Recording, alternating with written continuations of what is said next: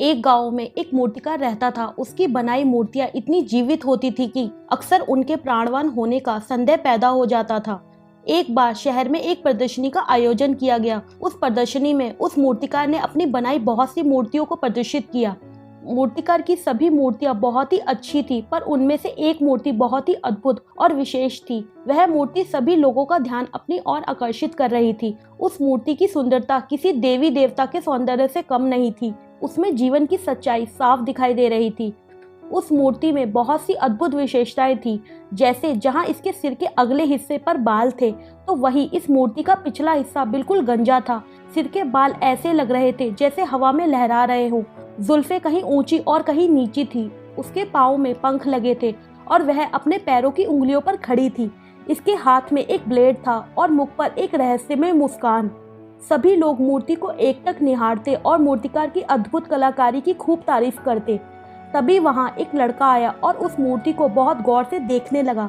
उसके मन में इस मूर्ति के बारे में और अधिक जानने की जिज्ञासा पैदा हुई। उसने मूर्तिकार से पूछा, यह मूर्ति किसकी है? मूर्तिकार ने लड़के की ओर मुस्कुराते हुए देखा और धीरे से कहा, यह समय है। वह लड़का समय की मूर्ति को देखकर हैरान रह गया।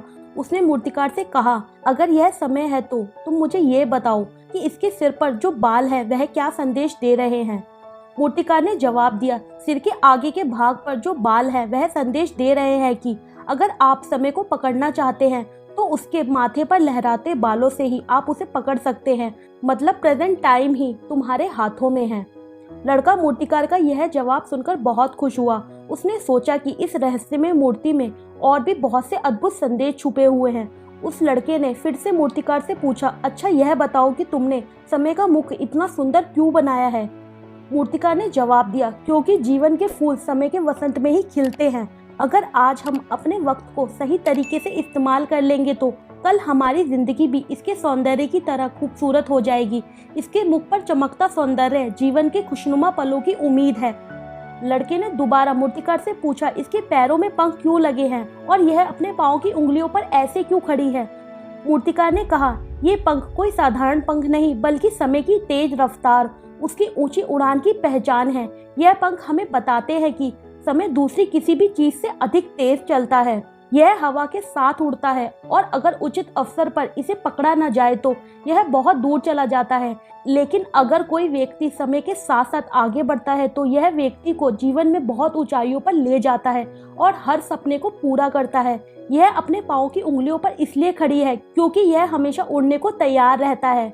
यह खुद को हर समय गति में रखता है। लड़के ने फिर पूछा, अच्छा एक बात बताओ, इसके हाथों में ब्लेड क्यों है? मूर्तिकार ने कहा, क्योंकि समय किसी तलवार की धार से भी तेज है।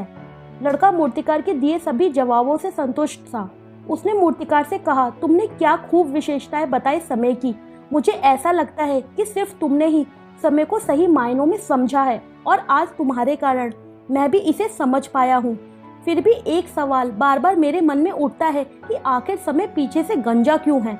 मूर्तिकार ने मुस्कुराते हुए जवाब दिया, वह इसलिए, अगर समय एक बार अपने पंखों वाले पाँव से उड़ जाता है तो फिर कोई उसे पकड़ नहीं सकता। उसे रोकना असंभव है। अगर समय को काबू में रखना चाहते हो तो उसे उसके आगे के बालों से पकड़ो, प्रेजेंट टाइम का सदुपयोग करो और फिर तुम जिंदगी में वो सब हासिल कर पाओगे जो तुम पाना चाहते हो।